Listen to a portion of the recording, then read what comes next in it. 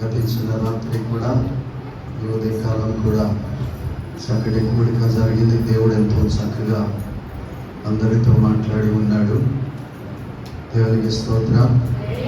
ప్రతి మాటను మన హృదయంలో భద్రపరచుకోవాలి. దేవుని మాటలు భద్రపరచుకుంటే మనకు ఆశీర్వాదకరం, మనకు దీవెనకరం. ఒక చెవితో విని మరొక చెవితో దాన్ని విడిచిపెట్టుకోవడం.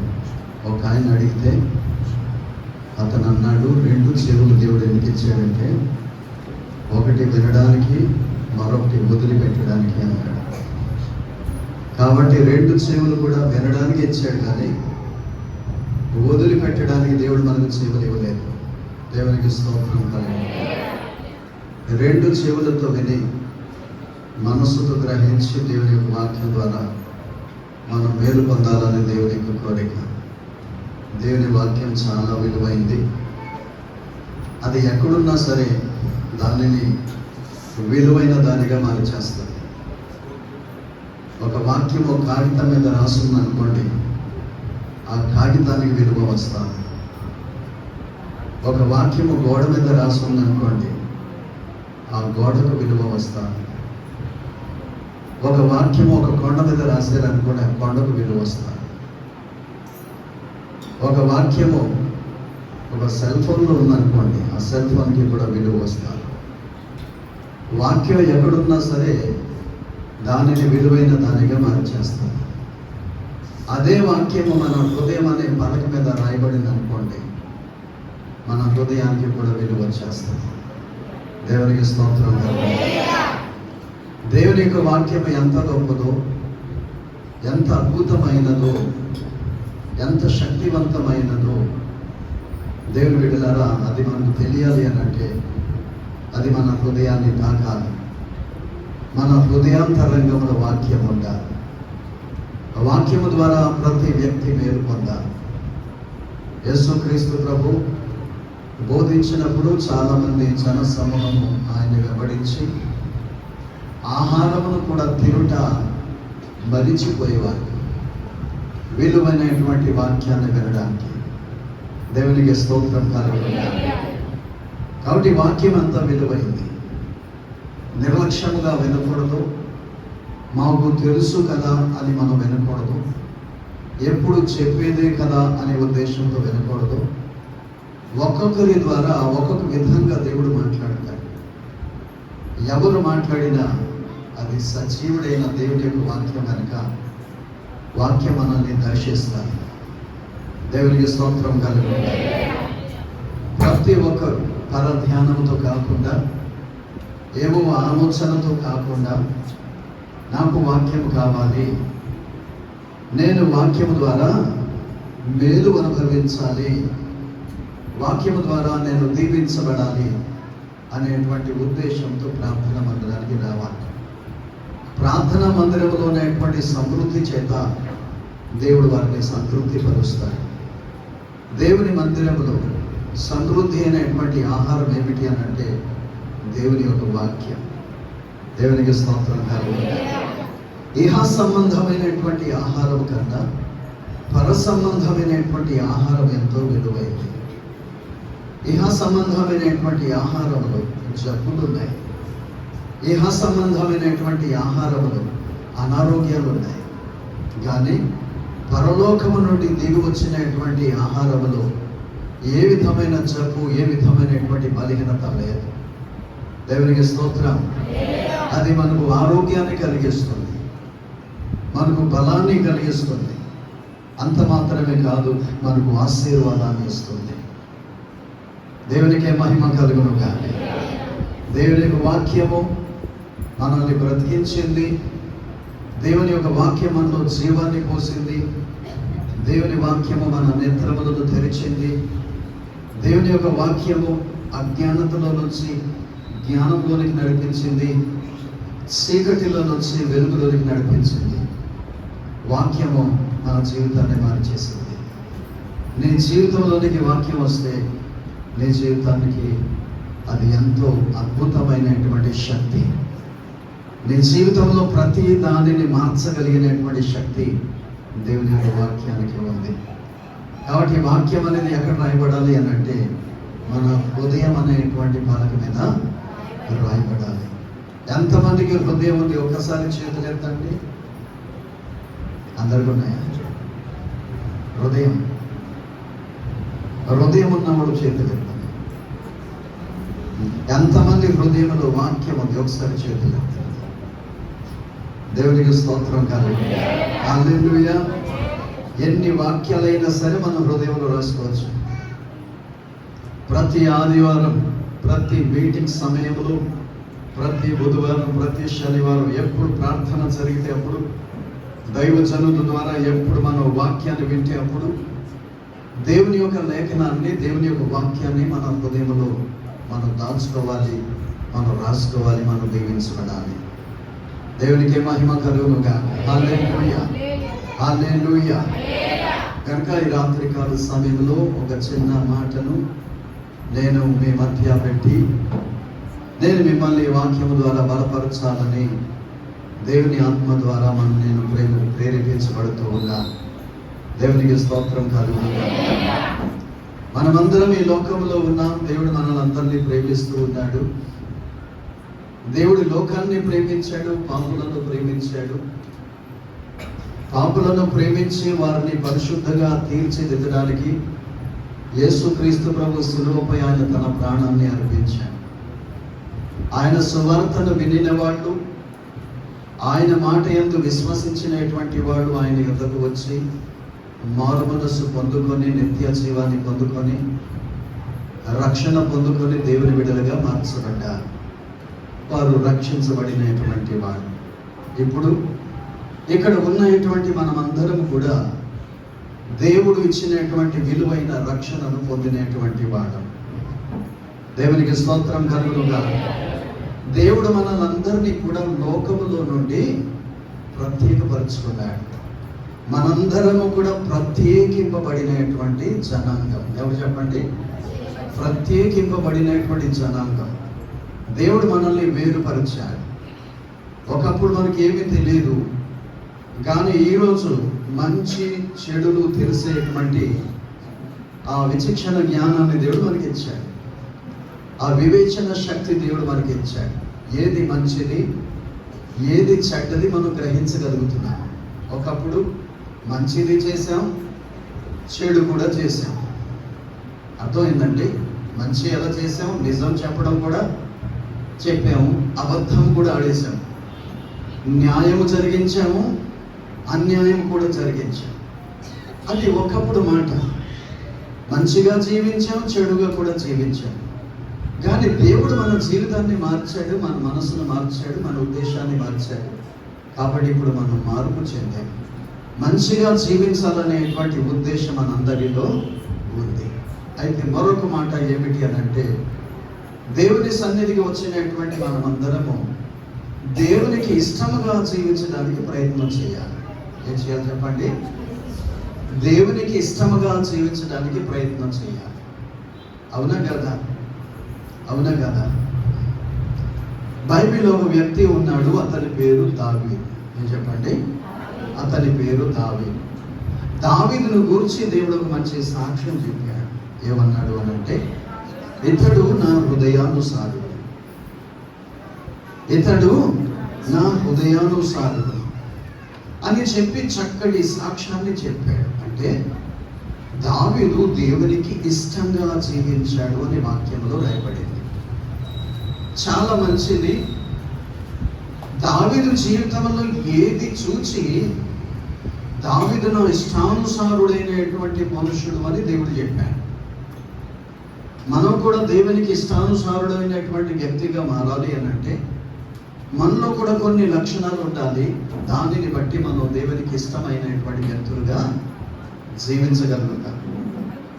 ఇప్పుడు మనం పొందేటువంటి ఆశీర్వాదాల కన్నా, ఇప్పుడు మనం పొందుకునేటువంటి మేలు కన్నా ఇంకా అత్యధికమైనటువంటి మేలు పొందాలి అని అంటే మనం దేవునికి ఇష్టంగా మారిపోవాలి.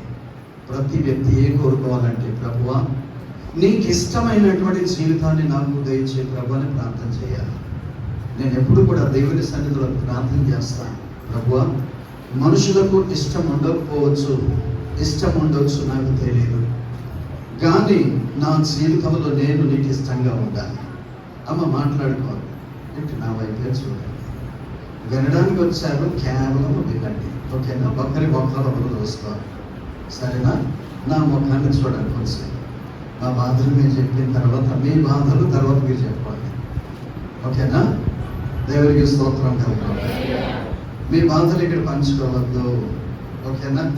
మీ బాధను మానిపించే వాక్యాన్ని ఒక్కసారి వినండి కదండి. దావీదు ఎందుకు దేవునికి ఇష్టానుసారుడైనటువంటి వ్యక్తిగా మారిపోయాడు? ఎందుకు దేవునికి ఇష్టంగా జీవించాడు? దేవుడు ఎందుకు దావీదును గురించి అటువంటి మంచి సాక్ష్యాన్ని చెప్పాడు? దావీదులో ఏమైనా ప్రత్యేకతలు ఉన్నాయా? దావీదును గురించి అనేక సార్లు మనం ధ్యానం చేస్తున్నాం, కానీ దేవునికి ఇష్టమైన లేకపోతే దేవునికి ఆకర్షణీయమైనటువంటి స్వభావము ఈ దావీదులో ఏముందని దేవుడు అంతగా ఇష్టపడ్డాడు? దావీదుది ఒక ప్రత్యేకమైనటువంటి జీవితం, దావీదుది ఒక ప్రత్యేకమైనటువంటి స్థానం. దావీదు దేవుని హృదయంలో ఒక ప్రత్యేకమైనటువంటి స్థానాన్ని సంపాదించుకున్నాడు. అవునా కదండి? మనమందరము దేవుని గురించి మాట్లాడతాం, దేవుడు దావీదుని గురించి మాట్లాడాడు. అది ఎంత గొప్ప విషయం అండి. మనమందరం దేవుని గురించి మాట్లాడుతున్నాం, ఎందుకంటే దేవుడు మంచివాడు కాబట్టి, దేవుడు గొప్పవాడు కాబట్టి, దేవుడు సర్వశక్తిమంతుడు కాబట్టి, దేవుడు పరిశుద్ధుడు కనుక మనం దేవుని గురించి మాట్లాడుతున్నాం. కానీ ఆ సర్వశక్తిమంతుడైనటువంటి దేవుడు, ఆ పరిశుద్ధుడైనటువంటి దేవుడు దావీదును గురించి సాక్ష్యం చెప్పాడండి. పాపములో జన్మించిన మన వంటి స్వభావము కలిగినటువంటి ఒక దావీదును గురించి చక్కటి మాట చెప్పాడండి. దేవునికి స్తోత్రం కలుగును. ఇతడు నా ఇష్టానుసారుడైన మనుషుడు, ఇతడు నా ఉద్దేశములన్నీ నెరవేర్చేవాడు అని దేవుడు చెప్పాడు. అద్భుతమైనటువంటి జీవితం, అద్భుతమైనటువంటి సాక్ష్యం. ఆయన గురించి కొన్ని మాటలు చెప్పేసి నేను ఈరోజు ఈ వాక్యాన్ని ముగిస్తాను. దేవునికి స్తోత్రం హల్లెలూయా, హల్లెలూయా, హల్లెలూయా. దేవుని వాక్యాన్ని వినడానికి ఎంతమంది సిద్ధంగా ఉన్నారు? హల్లెలూయా, హల్లెలూయా. దేవునికి అనుగుణమైనటువంటి మనస్సు దావీదుది. బైబిల్లో కొన్ని ముఖ్యమైనటువంటి కారణం చేత దావీదు దేవునికి ఇష్టానుసారుడైనటువంటి వ్యక్తిగా మారిపోయాడు. అతనిలో మొట్టమొదటిగా కనబడుతున్నటువంటి లక్షణం ఏంటంటే అతడు ప్రేమ కలిగిన వాడు, భక్తి కలిగినటువంటి వాడు. ఎవరు చెప్పండి? దేవునికి స్తోత్రం కలుగును. దావీదుకి చిన్ననాటి నుండి భక్తి అలవాటైపోయింది. చిన్ననాటి నుండి దేవునిని ప్రేమించడం అలవాటైపోయింది. గొర్రెలు కాస్తూ ఉన్నప్పుడు దేవుని యొక్క వాక్యమును ధ్యానించడం, దేవునిని గురించి పాటలు పాడటం, భక్తిగా జీవించడం దావీదుకి అలవాటైపోయింది. దావీదు ఎవరు అనంటే దేవునిని ప్రేమించేవాడు, దేవుని యందు భక్తి కలిగినటువంటి వాడు. ఒక వ్యక్తి దేవునికి ఇష్టంగా మారాలి అనంటే ఆ వ్యక్తిలో భక్తి కనబడాలి, దేవుని విషయమైనటువంటి ప్రేమ కనబడాలి. దావీదు దేవునిని ఎక్కువగా ప్రేమించేవాడు, దేవునిని ప్రేమించేవాడు. దేవుడు మనల్ని ప్రేమిస్తున్నాడు, మంచిదే, కానీ మనము దేవునిని ప్రేమించాలి. దావీదు దేవునిని ప్రేమించే వారిలో ఒకడు. ఒకవేళ మనం అడిగేమనుకోండి, దేవునిని ప్రేమించే వాళ్ళు ఎంతమంది ఉన్నారంటే అందులో చేతులు ఎత్తేస్తారు. దావీదు దేవునిని ఎలా ప్రేమించాడు? దావీదు దేవునిని ఎలా ప్రేమించాడు? ఏ విధమైనటువంటి భక్తిని కలిగి ఉన్నాడు? చూడండి, ఒక విషయాన్ని లేకపోతే ఒక చక్కటి మాటను చెప్పి దావీదు దేవుని మీద ఆయనకున్నటువంటి ప్రేమ, ఆయనకున్నటువంటి భక్తిని గురించి నేను మీకు తెలియజేస్తాను. ఒక రోజున గొలియాతు అనేటువంటి వాడు దాదాపుగా 6 మూరలు అనంటే 9 అడుగుల దాదాపుగా 3 ఇంచుల వరకు ఎత్తు ఎత్తుగా ఉన్నాడు, చాలా ఎత్తైనటువంటి వాడు. ఫిలిస్టియల వైపు నుండి అతడు సవాలు చేస్తూ, మీలో ఒకడు నన్ను వచ్చి చంపండి, మేమందరం నీకు దాసులమైపోతాం. లేదు, ఒకవేళ నేను వాణిని చంపితే మీరందరూ మాకు దాసులైపోవాలి అని తరచుగా ఇశ్రాయేలు ప్రజల దగ్గరికి వచ్చి వాడు సవాలు విసురుతూ ఉన్నాడు. ఇశ్రాయేలు ప్రజలలో ఎవరికి కూడా ధైర్యం సరిపోవట్లేదు. ఎందుకంటే ఆయన అజానుభావుడు, చాలా ఎత్తైనటువంటి వాడు, చాలా బలవంతుడు. గొలియాతును చంపాలి అని అంటే గొలియాతు కంటే బలవంతుడు కావాలి, గొలియాతు కంటే ఎత్తైనటువంటి వాడు కావాలి, కనీసం గొలియాతు వంటి హైట్ అయినా కావాలి. కాబట్టి గొలియాతు చాలా ఎత్తైనటువంటి వాడు. సర్వసాధారణంగా 5 అడుగులు 6 అడుగులు, మహా అయితే 7 అడుగులు ఉంటారు. మనోడు 9 అడుగులు దాటి 3 ఇంచుల వరకు వచ్చేసాడండి. అజానువాడు చాలా ఎత్తుగా కనబడుతూ ఉన్నాడు. ఆ మనిషిని చూస్తుంటేనే అందరికీ భయం వేస్తుంది. సవాలు చేస్తున్నటువంటి సమయంలో దావీదు తండ్రి అనేటువంటి యెషే ఏం చేశాడు అని అంటే, నీ 3 అన్నలు అక్కడ ఉన్నారు కాబట్టి ఒక్కసారి అన్నలు ఎలా ఉన్నారు అని తెలుసుకోవడానికి దావీదును పంపించాడు. ఎవరి దగ్గరికి? దావీదు యొక్క అన్నల దగ్గరికి పంపించాడు. అక్కడికి పంపించిన తర్వాత దావీదు చూస్తున్నటువంటి విషయం ఏమిటి అని అంటే, ఫిలిస్తీయుడైనటువంటి గొలియాతు ఇశ్రాయేలు ప్రజలను భయపెడుతూ, అహంకారముగా గర్వముగా మాట్లాడుతూ, మీలో ఒక్కడైనా సరే నాతో పోరాడగలిగితే, నన్ను గెలవగలిగితే, నన్ను చంపగలిగితే మేమందరం మీకు దాసులమైపోతామన్నారు. ప్రియులారా, గొలియాతును చూసి ఎవరు కూడా ముందుకు రాలేకపోయారు. ఈ దావీదు సరిగ్గా సమయానికి అక్కడ చేరుకున్నాడు. అతన్ని చూశాడు. ఏమి జరుగుతుంది అని అంటే, ఫలానా ఇలా జరుగుతుంది అన్నాడు. మరొకరి దగ్గరికి వెళ్ళాడు. ఏమి జరుగుతుంది అంటే వాళ్ళు కూడా చెప్పారు, అయ్యా పరిస్థితి ఇలా ఉంది, ఆ గొలియాతుతో పోరాడేటువంటి శక్తి బలం ఎవరికి చాలక ముందుకు రాలేకపోతున్నారు అని అంటే, అప్పుడు దావీదు అంటాడు, నేను పోరాడతాను, ఆ గొలియాతును నేను పోరాడి జయిస్తాను అంటున్నాడు. చాలా చిన్నగా ఉన్నాడు, చాలా బాల్య దశలో ఉన్నాడు. ఇంత చిన్నవాడైనటువంటి దావీదు అంతటి గొలియాతును చంపుట సాధ్యమా? మొత్తానికి సౌలు రాజు దగ్గరికి తీసుకొని వెళ్ళారండి దావీదును. ఇప్పుడు దావీదు ఎక్కడికి వెళ్ళాడు? సౌలు రాజు దగ్గరికి వెళ్ళాడు. సౌలు కూడా చాలా అందమైనటువంటి వాడు, ఎత్తైనటువంటి వ్యక్తి. సౌలుకు కూడా ధైర్యం సరిపోలేదు. సౌలు కూడా గొలియాతుతో పోరాడటానికి ఏమాత్రం కూడా ముందుకు రాలేదు. దావీదును చూడగానే, వాడు బాల్యము నుండి యుద్ధ నేర్పరి కదా, నీవు గొలియాతును ఎలా చంపగలవు అని అంటే, ఆ సమయంలో దావీదు ఒక సాక్ష్యం చెప్పాడు. ఏం చెప్తున్నాడు చూడండి ఒకసారి. సమూయేలు గ్రంథము మొదటి గ్రంథము 17వ అధ్యాయం 37వ వచనంలో అంటాడు, సింహం యొక్క బలము నుండి, ఎలుగుబంటి యొక్క బలము నుండి నన్ను రక్షించిన యెహోవా ఈ ఫిలిష్తీయుల చేతిలో నుండి కూడాను నన్ను విడిపించునని చెప్పాను. అందుకు సౌలు, పొమ్ము, యెహోవా నీకు తోడుగా ఉండును గాక అని దావీదుతో అనెను.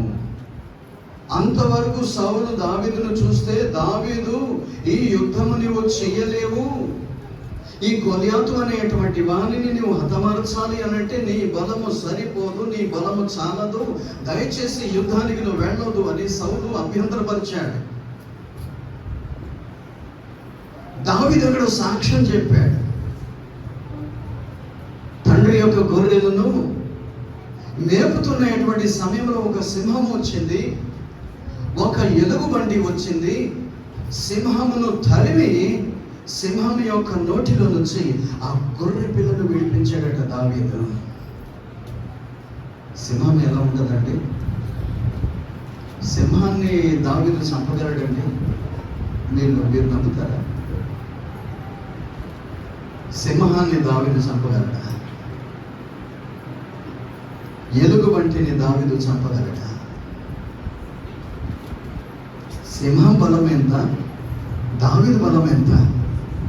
ఎలుగుబంటి బలం ఎంత, దావీదు యొక్క బలం ఎంత? అసలు ఏమాత్రం కూడా సరిపోదు.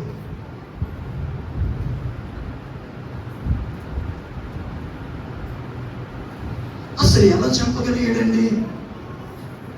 అంతటి సింహాన్ని ఎలా చంపగలిగాడండి?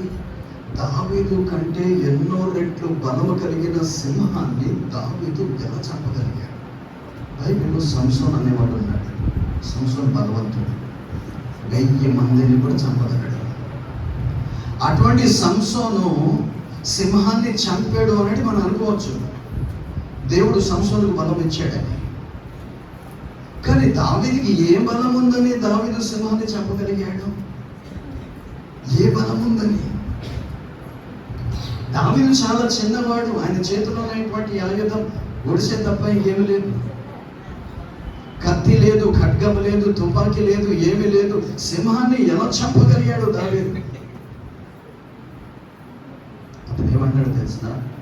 సింహం యొక్క బలము నుండి, ఎలుగుబంటి యొక్క బలము నుండి నన్ను రక్షించిన యెహోవా నన్ను రక్షించాడు. ఆయన గతంలో దేవుడు నా జీవితంలో ఈ కార్యాన్ని జరిగించాడు. గతంలో సింహం వచ్చినప్పుడు ఆ సింహాన్ని నేను చంపగలిగాను. సింహం యొక్క నోటిలో నుంచి గొర్రె పిల్లను తప్పించగలిగాను. సింహం యొక్క బలము నుంచి తప్పించగలిగినటువంటి దేవుడు, ఎలుగుబంటి యొక్క బలము నుంచి తప్పించగలిగినటువంటి దేవుడు ఇక్కడ ఫిలిస్తీని యొక్క చేతుల నుంచి కూడా నన్ను తప్పించగలడు. ఈ ఫిలిస్తీని కూడా దేవుడు నా చేతికి అప్పగించగలడు అని చెప్పాడు దావీదు. దేవునికి స్తోత్రం. హల్లెలూయా, హల్లెలూయా, హల్లెలూయా. దావీదు గొలియాతును చంపక ముందు ఆయన చెప్పిన మాట ఏమిటో తెలుసా? సింహమును దేవుడు నా చేతికి అప్పగించినట్లు, ఎలుగుబంటిని నా చేతికి అప్పగించినట్లు దేవుడు ఫిలిస్తీని కూడా నా చేతికి అప్పగిస్తాడు. ఏమండి, దావీదు బలమంతా ఇంకేం లేదండి, ఆయనలో ఉన్నటువంటి నమ్మకమే. దేవునికి స్తోత్రం. ఆయనలో ఉన్నటువంటి భక్తి, ఆయనలో ఉన్నటువంటి విశ్వాసము. చూడండి, ఆయన మాట్లాడినటువంటి మాట ఇక్కడ మనం గమనిస్తే, సింహము నోటిలో నుంచి గొర్రె పిల్లను విడిపించినట్లుగా సింహాన్ని దేవుడు ఎలాగైతే నా చేతికి అప్పగించాడో, ఈ ఫిలిస్తీని కూడా దేవుడు నా చేతికి అప్పగిస్తాడు. ఎప్పుడైతే ఈ మాట అన్నాడో, నిజమా నువ్వు సింహాన్ని చంపావా అని చూస్తుంటే ఇలా అనిపించట్లేదే. అంతవరకు దావీదు మీద నమ్మకము కుదరనేటువంటి సౌలుకు కూడా దావీదు మీద నమ్మకం కుదిరింది. ఎందుకంటే జరిగిన విషయాన్ని ఉన్నది ఉన్నట్లుగా చెప్పేశాడు. దేవునికి స్తోత్రం. జరిగిన విషయాన్ని చెప్పాడు, సాక్ష్యం చెప్పాడు. ఎంత బలమైనటువంటి సాక్ష్యం చూడండి, ఎంత అద్భుతమైనటువంటి సాక్ష్యం చూడండి. తనకంటే ఎన్నో రెట్లు బలమైనటువంటి సింహాన్ని దేవుడు తన చేతికి అప్పగించినట్లు ఈ రోజు ఫిలిస్తీని కూడా దేవుడు నా చేతికి అప్పగిస్తాడు. ముందు ఒకటి జరిగిపోయింది, జరగబోయే దాని గురించి ఎలా మాట్లాడగలుగుతున్నాడు? జరిగిపోయిన దాని గురించి ఎవరైనా మాట్లాడతారు. అయ్యా, అదేదో పొరపాటున నా చేతిలో సింహం చనిపోయింది, అదేదో పొరపాటున నా చేతిలో ఎలుగుబంటి చనిపోయింది, ఈయన్ని నేను చంపగలుగుతానో లేదో నాకు తెలీదు అని మాట్లాడవచ్చు. గతంలో సింహాన్ని చంపింది నేను కాదు, నాలో ఉన్నటువంటి విశ్వాసమే ఆ సింహాన్ని చంపింది. జరిగిపోయిన దానిని గురించి సాక్ష్యం చెప్తున్నాడు, జరగబోయే దానిని గురించి కూడా సాక్ష్యం చెప్తున్నాడు ఆయన. మన పరిస్థితి ఎలా ఉంటుందంటే, అయ్యా దేవుడు ఇలా చేసాడండి, దేవునికి స్తోత్రం చెప్పండి. కానీ దావీదు జరగబోయే దానిని గురించి సాక్ష్యం చెప్తున్నాడు. నిజంగా ఈ వాక్యాన్ని ధ్యానించినప్పుడు రేపు జరగబోయి ఇంకా యుద్ధం స్టార్ట్ అవ్వలేదు, ప్రారంభం కాలేదు. ఫిలిస్తీయుడు దావీదు కంటే ఎంతో బలవంతుడు కదా, ఫిలిస్తీయుడు దావీదు కంటే ఎంతో ఎత్తైన వాడు కదా. చూసినటువంటి వాళ్ళు ఎవరైనా సరే దావీదు ఈరోజు చచ్చిపోతాడు అని అనుకుంటారు. దావీదు కంటే బలవంతులే ఫిలిస్తీయునితో యుద్ధం ఆడటానికి ముందుకు రాలేదు కదా. ఈ దావీదు ఏమిటి నేను చంపుతానంటాడు? ఎప్పుడైతే సాక్ష్యం వెళ్ళి సౌలు గారికి చెప్పాడు, రాజుగారికి చెప్పాడు, అప్పుడు రాజుగారు విన్నాడు. అవునా, ఇలా జరిగిందా, ఇది కూడా జరుగుద్దా? దేవునికి స్తోత్రం కలుగును. జరిగిపోయిన దానిని ఎంతగా నమ్ముతున్నావో జరగబోయే దానిని కూడా అంతగానే నీవు నమ్మాలి. దేవునికి స్తోత్రం చెప్పాలి. హల్లెలూయా. జరిగిన దానిని గురించి నువ్వు సాక్ష్యం చెప్పాలి, జరగబోయే దానిని గురించి కూడా నీవు సాక్ష్యము చెప్పగలగాలి. ఒకసారి మందిరం పాకలో మేము ఆరాధన చేస్తున్నాం. దేవుడు నాతో చెప్పాడు, ఈ పాకను తీసేసి అన్నాడు దేవుడు. అప్పుడు నా చేతిలో డబ్బు లేదు, ఏమీ లేదు. ఏమిటి దేవుడు ఇలా ప్రేరేపిస్తున్నాడు అని అనుకుంటున్నాను నేను. సరే, మొత్తానికి ప్రార్థన చేసి ఆదివారం ప్రకటన చేశాను, ఈరోజు ఈ మందిరాన్ని మనం తీసేస్తున్నాము, రేపు సోమవారం దయచేసి సంఘస్థులందరూ రండి అన్నాడు. అక్కడ ఉన్నటువంటి మందిరాన్ని పూర్తిగా తీసేశాను. మందిరం కట్టాలి అనంటే డబ్బు కావాలి, మందిరం కట్టాలి అనంటే అప్పు చేయాలి, మందిరాన్ని కట్టాలి అనంటే ఒక పుస్తకాన్ని ప్రింట్ చేయాలి, మందిరాన్ని కట్టాలి అనంటే ఇంటింటికి మనకు తెలిసిన వాళ్ళ దగ్గరికి తిరగాలి, డబ్బులు అడుక్కోవాలి. ఇటువంటి అలవాటు దైవజనులు మాకు నేర్పలేదు. మనుషులను అడిగేటువంటి అలవాటు ఈ రోజుకి కూడా మాకు లేదు. దేవునికి స్తోత్రం కలుగును. దైవజనులు నాకు నేర్పించినటువంటి విశ్వాసాన్ని బట్టి మందిరాన్ని పడుకొట్టేశాను.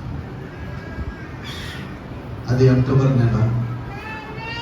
నెలలో మందిరం పూర్తిగా పడగొట్టడం జరిగింది. డిసెంబర్ నెలలో క్రిస్మస్కి ముందే మందిరం కట్టబడాలి. చేతులు డబ్బు లేదు, ప్రార్థన చేస్తున్నాం, ప్రభువా ఒక అద్భుతాన్ని చేయండి. కూలి పని చేసేటువంటి వాళ్ళు, అది 2004వ సంవత్సరం. కూలి పని చేసేటువంటి వాళ్ళు ఒకరు 4,000 రూపాయలు, ఒకరు 10,000 రూపాయలు. వారి స్తోమత చొప్పున ఒక్కొక్కరు వచ్చి కానుకలు ఇచ్చేసి వెళ్ళిపోతున్నారు. ఆ మందిరం పని జరుగుతుంటే ఆ మందిలో చాపేసుకొని ప్రార్థన చేస్తూ ఉన్నాను, ప్రభువా మనుషుని అడిగే అలవాటు లేదు కదా, మీరు అద్భుతాన్ని చేయండి. ఖచ్చితంగా డిసెంబర్ కల్లా ఇక్కడ స్లాబ్ పడబోతుంది అనే విశ్వాసంతో ఆ పనిని ప్రారంభించేసేసాను. దేవునికి స్తోత్రం. నమ్మండి దేవుని బిడ్డలారా, 23వ తారీఖు 24వ తారీఖు డిసెంబర్లో ఆ స్లాబ్ వేసిన తర్వాత కింద ఉన్న సెంటరింగ్ అంతా కూడా తెలియజేసేసాం. దేవుని కృపను బట్టి దేవునికి మహిమ కలుగునుగా. హల్లెలూయా, హల్లెలూయా. అంతవరకు జరిగిన దానిని గురించి కాదు కానీ జరగబోయేటువంటి దానిని గురించి దేవుడు తెలియపరిచాడు. నేను ఈ కార్యాన్ని జరిగించబోతూ ఉన్నానని మనం మాట్లాడగలిగితే దేవుడు మన మాటను ముద్రిస్తాడు. స్థలంలో సేవ, మందిరము కట్టబడబోతుంది, దేవుడు ఒక అద్భుతాన్ని చేయబోతున్నాడు అని అందరూ విశ్వాసముతో చెప్పగలిగితే దేవుడు ఖచ్చితంగా కార్యాన్ని జరిగిస్తాడు. నిజమండి. దావీదు చేతికి ఫిలిస్తీయుడు ఎలా వచ్చాడో తెలిసిన, సౌలు దగ్గర చెప్పిన సాక్ష్యాన్ని బట్టి. దేవునికి స్తోత్రం కలుగునుగా. ఫిలిస్తీయుడు హతమార్చబడడానికి కారణం ఏమిటో తెలిసిన, దావీదు చెప్పినటువంటి సాక్ష్యమే. దావీదు దేవుని యందు భయభక్తులు కలిగి దేవునిని ప్రేమించుట వలన దేవునిని గురించినటువంటి అద్భుతమైనటువంటి సాక్ష్యం చెప్పాడు. దావీదులో ఉన్నటువంటి రెండో లక్షణం ఏమిటో తెలిసిన, పాపము చేయడములో అతడు సబల భావము కలిగినటువంటి వాడు. అయితే పశ్చాత్తాపడే విషయంలో బహుధీరుడు, బహు వినయం కలిగినటువంటి వాడు. దేవునికి ఇష్టడైనటువంటి మనిషిగా దావీదు ఎందుకు ఉన్నాడు అని అంటే, దేవుని యందు ఎంత భయభక్తులు కలిగి ఉన్నాడంటే జరగబోయే దానిని గురించి కూడా దావీదు ముందుగానే మాట్లాడేస్తూ ఉన్నాడు. దావీదు మనిషి కాబట్టి దావీదు కూడా పాపం చేశాడు. పాపం చేయడం సహజమే. అందరూ తప్పు చేస్తారు, అందరూ పొరపాటు చేస్తారు. కానీ దావీదు తప్పు చేసిన తర్వాత దావీదు పశ్చాత్తాపడ్డాడు. దేవునికి స్తోత్రం కలుగును గాక. బెత్షెబా విషయంలో అతడు తప్పు చేశాడు. అతని భర్తను హతమార్చాడు. నాతాను ప్రవక్తను దావీదు దగ్గరికి దేవుడు పంపించాడు. దావీదును హెచ్చరించిన తరువాత దావీదు 51వ కీర్తన ఆయన రాశాడు. ఒకసారి దావీదు గురించి మాట్లాడినప్పుడు, దేవుని బిడ్డారా, దావీదు పాపము ఒప్పుకొనినట్లు, తన పాపాన్ని వ్యక్తపరిచినట్లు బైబిల్లో ఏ భక్తుడు కూడా ఆ విధంగా తన పాపాన్ని వ్యక్తపరచలేదట. దావీదు చేసినటువంటి తప్పు 2 సార్లు ఆయన తప్పు చేశాడు. కానీ అనేక వాక్య భాగాల్లో దావీదు తన తప్పును ఒప్పుకుంటూ వచ్చాడండి. మనుషులు ఏం చేస్తారు తెలిసిన, తప్పు చాలా ఆసక్తిగా చేస్తారు, కానీ ఒప్పుకునేటువంటి సమయం వచ్చినప్పుడు ఒప్పుకోరు. దావీదుకున్నటువంటి మంచి లక్షణం ఏంటంటే, తప్పు చేసిన తర్వాత నువ్వు తప్పు చేసావు, నీవు పాపము చేసావు అని కనుక దేవుడు తెలియజేస్తే పాపాన్ని ఒప్పుకొని పశ్చాత్తాపడేటువంటి మంచి మనసు ఉందండి దావీదుకి. దేవునికి స్తోత్రం కలుగును. హల్లెలూయా. పశ్చాత్తాపముతో నిండినటువంటి కీర్తన రాసేసాడండి. నీ కృప చొప్పున నన్ను జ్ఞాపకము చేసుకొనము, నన్ను కనికరించుము అని దావీదు ప్రార్థన చేశాడు.